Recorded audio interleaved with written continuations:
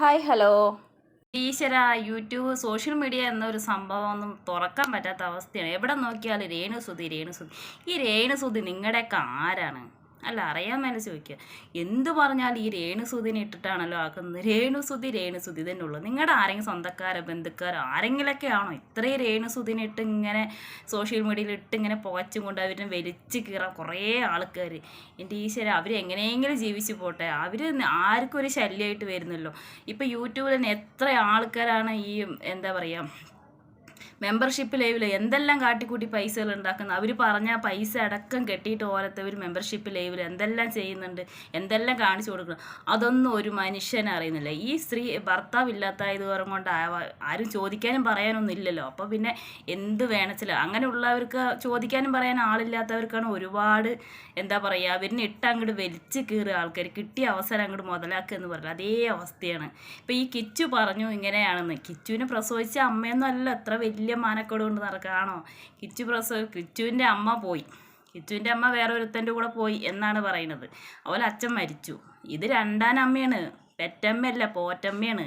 ഇപ്പോൾ ഇത്ര വലിയതൊന്നും ആവല്ല. അവൻ്റെ അമ്മ വേറെ ഒരുത്തൻ്റെ കൂടെ പോയിട്ടേ അവൻ ജീവിച്ചില്ലേ. പിന്നെയാണോ ഈ പോറ്റമ്മ ഇങ്ങനെ? അവർക്ക് അവൻ്റെ കഴിവാണ് അവർ കാണിക്കുന്നത് അല്ലേ? ഇത് എല്ലാവർക്കും ഈ കഴിവ് കിട്ടില്ല. എന്ന് വെച്ച് കഴിഞ്ഞാൽ എന്താ പറയുക, ഇതായി നടക്കണം എന്നല്ല പറയുന്നത്. എന്താ പറയുക, ഓരോരുത്തർക്ക് അതൊരു ഓരോ ഭാഗ്യം പോലെ ഇരിക്കും. എത്രയോ ആൾക്കാർ യൂട്യൂബ് ചാനൽ തുടങ്ങി അതൊന്നും ഒന്നും മുന്നേറാൻ പറ്റാതെ എത്രയോ ആൾക്കാർ ഇപ്പോഴും ഇങ്ങനെ കഷ്ടപ്പെട്ട് ഇങ്ങനെ ഓരോ അവൻ്റെ കഴിവ് അത്രയും തെളിയിച്ചിട്ട് അവർക്ക് രക്ഷപ്പെടാൻ പറ്റുന്നില്ല. അപ്പം ഇവർ പെട്ടെന്നാണ് റീച്ചായത്. പെട്ടെന്ന് അവർ ഇത്രയും കൊല്ലം സുധീൻ്റെ വൈഫ് എന്ന് പറഞ്ഞ് വന്നപ്പോൾ തൊട്ട് ഭയങ്കര റീച്ചാണ്. ഒന്നാമത് ഹസ്ബൻഡില്ല, വിധവ എന്നൊരു ഇതാണ് അവർക്ക് കൊടുക്കുന്നത്. പെട്ടെന്ന് റീച്ചായി. അതിനിപ്പോൾ ആ സ്ത്രീ പറഞ്ഞിട്ട് കാര്യമില്ല. പിന്നെ അവർ ഇടുന്ന വീഡിയോസും കാര്യങ്ങളും നോക്കി നിൽക്കുകയാണ് എല്ലാവരും. ഇത് കിട്ടിയിട്ട് വേണം അടുത്തത് അവർക്ക് ഇട്ടെറിയാം. അങ്ങനെ പറഞ്ഞ് ആ സ്ത്രീനെ ഇപ്പം എല്ലാവരും വലിച്ച് കീറിയ അവസ്ഥയായി. ഇപ്പം എന്താ പറയുക, അവർ ആത്മഹത്യക്ക് വരെ കഴിഞ്ഞ് ചിലപ്പോൾ ശ്രമിച്ചു എന്ന് വരും. കാരണം അത്രയും മാനം കെടുത്തി എന്ന് തന്നെ എല്ലാവരും കൂടി ചേർന്ന് ചെയ്തിരിക്കുകയാണ്. ഇനി എന്തൊക്കെയാവുമെന്ന് അറിയില്ല. സ്വന്തം വീട്ടിലെ കാര്യം എന്താന്ന് നോക്കാൻ ആർക്കും സമയമില്ല. രേണുസുതി എന്താ ചെയ്യുന്നത്? രേണുസുതി എവിടെയാണ്? രേണുസുതി പോയിട്ട് ഇപ്പോൾ അവിടെ പോയിട്ട് 2 ദിവസമായി 3 ദിവസമായി. അവൾ എന്തായി 2-3 ദിവസമായിട്ട് ഇങ്ങോട്ട് വരാത്തത്? അവൾക്ക് അവിടെ എന്താ പരിപാടി? ഇതാണോ അവസ്ഥ?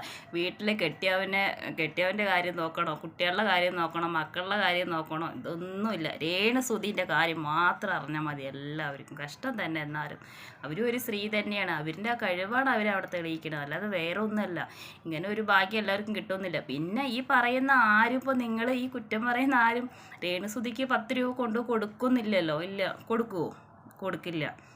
അപ്പോൾ അവർക്ക് ഇപ്പോൾ ഭർത്താവ് ഉണ്ടെങ്കിൽ അവർക്ക് ഈ അവസ്ഥയിൽ വരേണ്ട അവസ്ഥയല്ല അവർക്ക്. എന്താ വെച്ച് കഴിഞ്ഞാൽ പുള്ളിക്കാരൻ നോക്കിയിട്ടുണ്ടാവും, എല്ലാ കാര്യങ്ങളും ആൾ നോക്കിയിട്ടുണ്ടാവും. അപ്പോൾ അവർക്കത് വേറെ വരുമാനമില്ല. അപ്പോൾ അവർക്ക് ഈ ഒരു ദൈവം കാണിച്ച ഒരു വഴി തന്നെയാണ് എന്ന് പറയാം. ഇപ്പോൾ നമ്മളിപ്പോൾ യൂട്യൂബ് ചാനൽ നടത്തുന്നുണ്ട്. കുറേ ഒരു 1.5 വർഷങ്ങളായി. ഞങ്ങൾക്ക് ഇപ്പോഴാണ് ഇതിന് വരുമാനം കിട്ടുന്നത്. അപ്പോൾ അതിന് എന്തെല്ലാം കാര്യങ്ങൾ നമ്മൾ മുന്നോട്ട് ചെയ്തിട്ടാണ് നമുക്ക് അത് ഒരു 10 രൂപ കിട്ടാൻ വേണ്ടി നമ്മൾ ഇത്ര ദിവസം കാത്തിരുന്നത്. അപ്പോൾ അവർക്ക് പറയുമ്പോൾ അത് പെട്ടെന്ന് ദൈവം ഒരു എന്താ പറയുക, ഒരു അനുഗ്രഹം പോലെ കൊടുത്തു എന്ന് തന്നെ പറയാം. കാര്യം നെഗറ്റീവ് കമൻ്റായിട്ട് ഇങ്ങോട്ട് വരരുത്. ഞാൻ എൻ്റെ അഭിപ്രായം പറഞ്ഞു എന്ന് മാത്രമേ ഉള്ളൂ.